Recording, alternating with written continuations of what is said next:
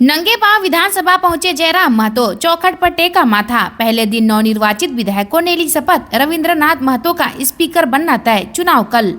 झारखंड विधानसभा के विशेष सत्र की सोमवार को शुरुआत हो गई। पहले दिन सभी नवनिर्वाचित विधायकों ने शपथ ली।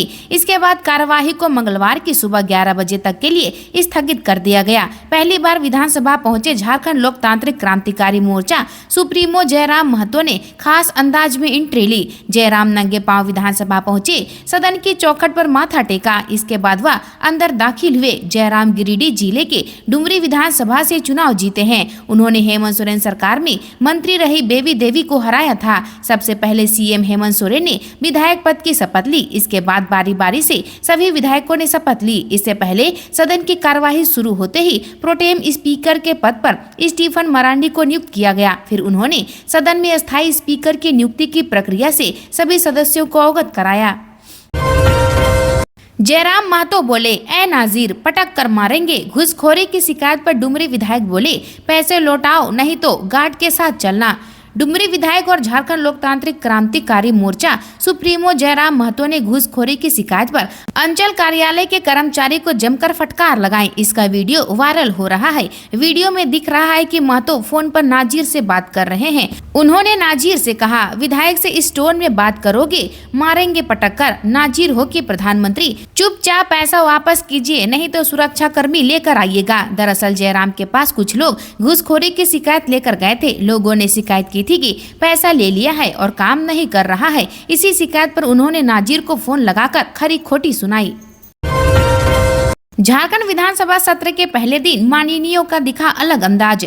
नई सरकार के गठन के बाद आज झारखंड विधानसभा का सत्र शुरू हुआ। विधानसभा सत्र 9 से 12 दिसंबर तक चलेगा। सत्र के पहले दिन सभी नवनिर्वाचित विधायकों में उत्साह नजर आया। पहले दिन सभी नवनिर्वाचित 81 विधायकों ने शपथ ली।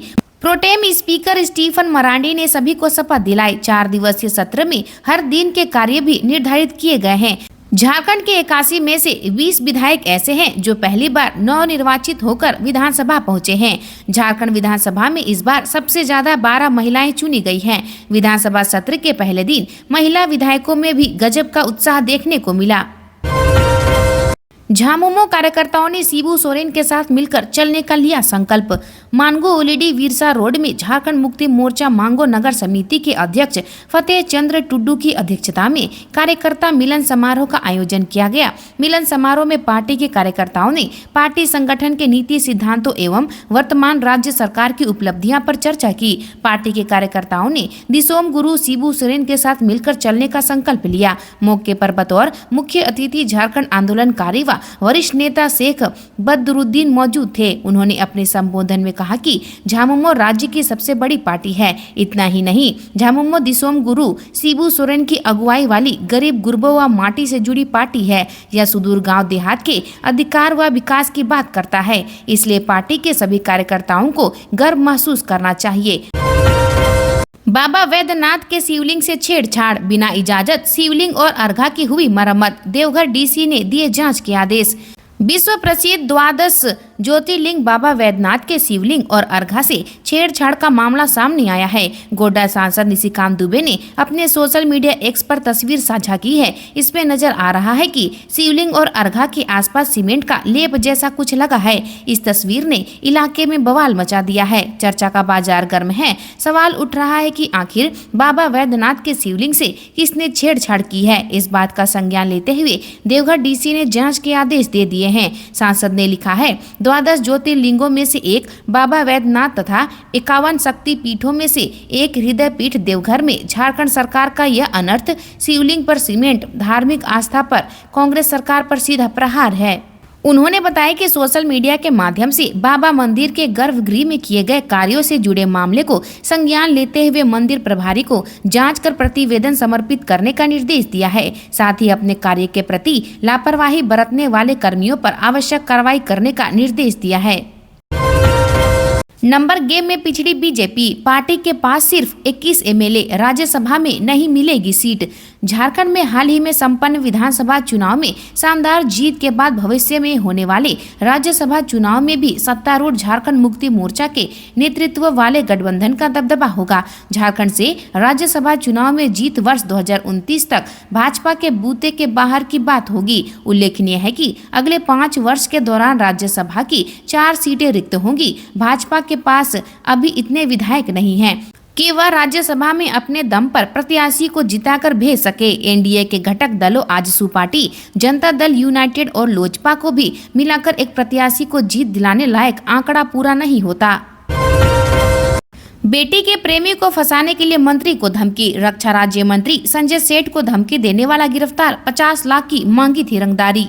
केंद्रीय रक्षा राज्य मंत्री और रांची सांसद संजय सेठ से 50 लाख रुपए रंगदारी मांगने के मामले का खुलासा हो गया। दिल्ली पुलिस ने रांची पुलिस के सहयोग से मैसेज भेजने वाले आरोपी मीनाजुल को गिरफ्तार कर लिया। उसकी बेटी के प्रेमी मोहम्मद मोइज को भी हिरासत में लिया है। दोनों से पूछताछ की जा रही है। पुलिस के मुताबिक पूछताछ में कांके के होचर गाँव के गढ़ हुसीर निवासी मीनाजुल ने पहले तो अपनी संलिप्तता से इनकार किया, लेकिन जब लगा कि बेटी फंस जाएगी तो उसने अपना जुर्म कबूल कर लिया। उसने बताया कि बेटी का मोहम्मद मोइज से प्रेम संबंध था। मोइज ने बातचीत करने के लिए अपने प्रेमिका को अपने नाम से सिम खरीद कर दिया था। मीनाजुल को मोइज पसंद नहीं था, इसलिए उसने मोइज को फंसाने के लिए बेटी के मोबाइल से संजय सेठ को धमकी भरा मैसेज भेज दिया।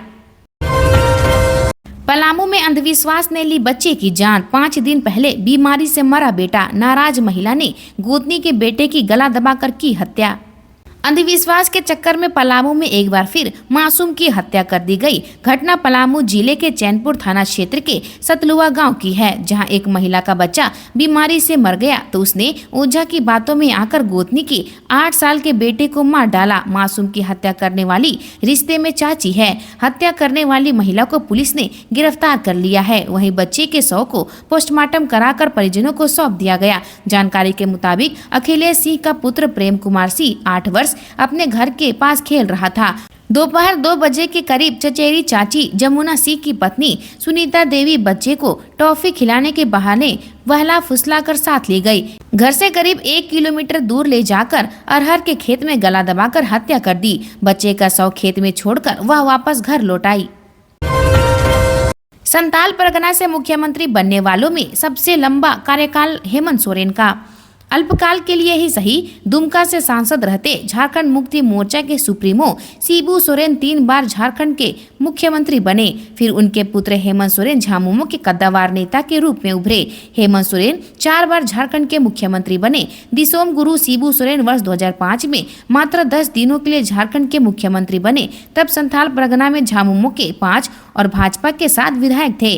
वर्ष 2008-9 में शिबू सोरेन 6 माह के लिए फिर मुख्यमंत्री बने। तब भी इस प्रमंडल में भाजपा की 8 सीटें थी। झामुमो के खाते में तब 5 सीटें थी। झारखंड के डीजीपी का आदेश ताक पर पलामू की पांडु पुलिस ने 20 सड़क पर एक शख्स को जमकर पीटा। पलामू जिले के पांडु थाना क्षेत्र के कजरू कला गांव के रामाशीष राम को पांडु थाना प्रभारी और पुलिस कर्मियों द्वारा बेवजह पीटने का आरोप है। पिटाई से रामाशीष घायल हो गया है। पूरे मामले का वीडियो व्हाट्सएप ग्रुप में वायरल हो रहा है। इस संबंध में पीड़ित रामाशीष राम ने बताया कि वह अपने खेत से घूमकर सड़क होते हुए अपने घर जा रहा था। इसी दौरान थाना प्रभारी और पुलिस कर्मियों ने बिना कुछ बताए मारपीट शुरू कर दी। मारपीट का कारण उसे पता नहीं है। इस घटना को लेकर स्थानीय लोगों में पुलिस के खिलाफ काफी आक्रोश है। हालांकि झारखंड के डीजीपी अनुराग गुप्ता ने सभी जिलों के एसपी को निर्देश दिया है कि पुलिसकर्मी या अधिकारी आम लोगों के साथ अच्छा व्यवहार करे। बांग्लादेश में हिंदुओं पर जुल्म के खिलाफ सड़क पर उतरे हजारों लोग, निकाला आक्रोश मार्च।